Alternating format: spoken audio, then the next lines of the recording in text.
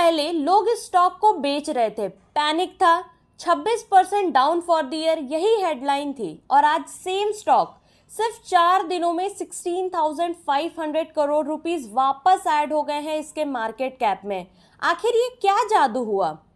ये है कल्याण ज्वेलर्स, और इसकी कहानी सिर्फ एक स्टॉक चार्ट की नहीं है, यह है एक कंपनी की जो अपने हेटर्स को गलत प्रूफ कर रही है, एक Q1 रिजल्ट की जिसने इन्वेस्टर्स को कंफ्यूज किया, और एक कमबैक की जो अभी भी हो रहा है। अगर आप सोचते हो स्टॉक मार्केट बोरिंग है तो ये वीडियो देखने के बाद आपका माइंड चेंज हो जाएगा। चलिए शुरू करते हैं।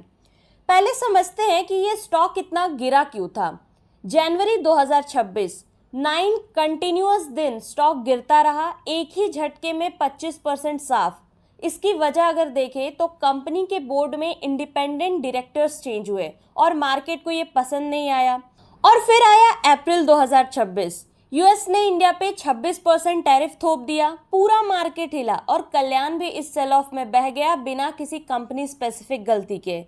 और 11 जून को स्टॉक अपने 52 वीक लो पे पहुंचा 327 रुपीस पे, अपने ऑल टाइम हाई 795 रुपीस से ये 58% नीचे था।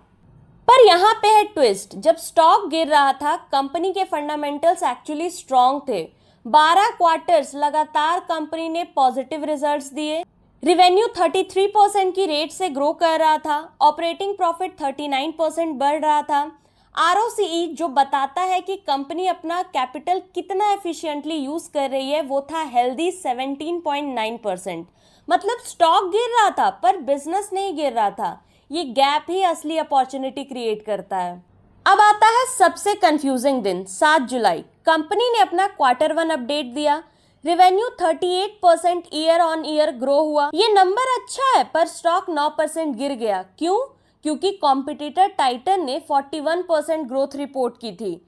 मार्केट ने कंपेयर किया और कल्याण को कमजोर डिक्लेयर कर दिया। प्लस जो लोग ऑलरेडी प्रॉफिट में बैठे थे उन्होंने बुक कर लिया। हाई एक्सपेक्टेशंस का गेम है, जब मार्केट पहले से परफेक्शन एक्सपेक्ट करे अच्छा रिजल्ट भी काफी नहीं लगता है।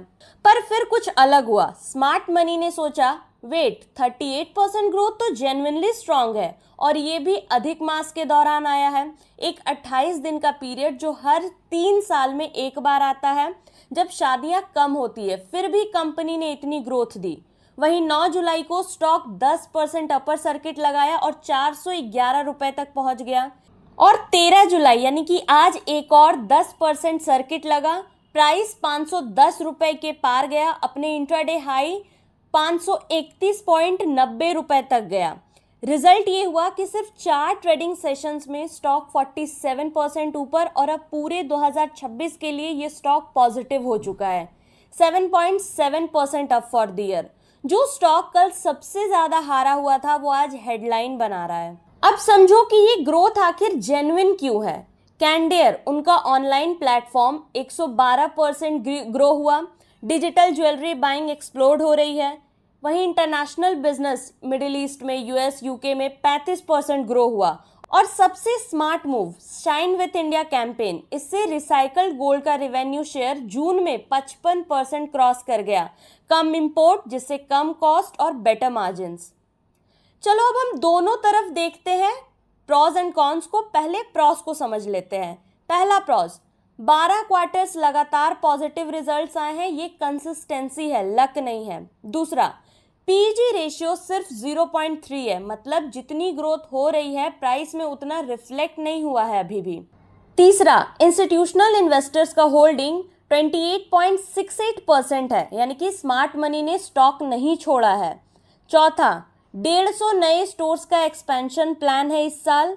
और पांचवा, डेट कंपनी फिस्कल ईयर 27 तक non gold loan debt free होना चाहती है। अब कॉन्स को देख लेते हैं और ये इक्वली इंपॉर्टेंट है। पहला, ये स्टॉक एक्सट्रीमली वॉलेटाइल है। साल के शुरुआत में 25% एक हफ्ते में गिरा, अब 47% 4 दिन में ऊपर, यानी कि इमोशनल रोलर कोस्टर स्टॉक है ये। दूसरा, वैल्यूएशन अभी भी सस्ती नहीं है, पीई रेशियो 60+ के अराउंड है, ज्वेलरी रिटेल के लिए ये हाई माना जाता है। तीसरा, ग्लोबल रिस्क हमेशा बना रहता है, कभी US tariffs, crude oil prices, Iran conflict जैसी चीज़ें फॉरेन इंस्टीट्यूशनल इन्वेस्टर्स की सेलिंग ट्रिगर कर सकती है, जैसे अप्रैल में हुआ था। चौथा, पीयर कंपैरिजन का प्रेशर रहता है। अगर टाइटन या दूसरे कोई jewellers next quarter better numbers देते हैं तो सेंटिमेंट फिर पलट सकता है। और पांचवी, इतनी तेजी से रैली हुई है कि शॉर्ट टर्म प्रॉफिट बुकिंग कभी भी आ सकता है। अब आता है असली सवाल, क्या अभी इन्वेस्ट करना चाहिए? तो मैं आपको सीधा बाय या सेल नहीं बताऊंगी, मैं आपकी एडवाइजर नहीं हुई और ये डिसीजन आपका खुद का रिसर्च मांगती है। पर जो डेटा है वो मैं आपको बता सकती हूँ ताकि आप अपना डिसीजन ले सके। तो देखिए, फंडामेंटल स्ट्रांग है, ग्रोथ कंसिस्टेंट है और वैल्यूएशन वाइज अभी भी पीक से बहुत नीचे है।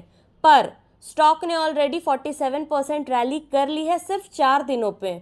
अब इस लेवल पे चेस करना और प्लान इन्वेस्टमेंट में फर्क है। अगर आप लॉन्ग टर्म सोच रहे हो तो Q2 रिजल्ट्स, गोल्ड रिसाइकलिंग का सस्टेनेबिलिटी और डेट रिडक्शन प्रोग्रेस को ट्रैक करो। और अगर आप शॉर्ट टर्म के लिए सोच रहे हो तो समझो कि जो स्टॉक इतनी तेजी से ऊपर गया है वो उतनी ही तेजी से करेक्ट भी कर सकता है। तो दोस्तों, ये थी कल्याण ज्वेलर्स की पूरी कहानी क्रैश से कमबैक तक। अगर ये वीडियो आपको हेल्पफुल लगी हो तो कमेंट करो नेक्स्ट और बताओ कि कौन सा स्टॉक नेक्स्ट ब्रेकडाउन में करें। और हाँ, वीडियो पसंद आई हो तो लाइक एंड शेयर जरूर से कर देना। एक डिस्क्लेमर है, ये वीडियो सिर्फ एजुकेशनल कंटेंट है, इन्वेस्टमेंट एडवाइस नहीं है। अपना खुद का रिसर्च आप जरूर से करें और अगर जरूरत हो तो एक क्वालिफाइड फाइनेंशियल एडवाइजर से बात करो। Thank you very much for watching the video.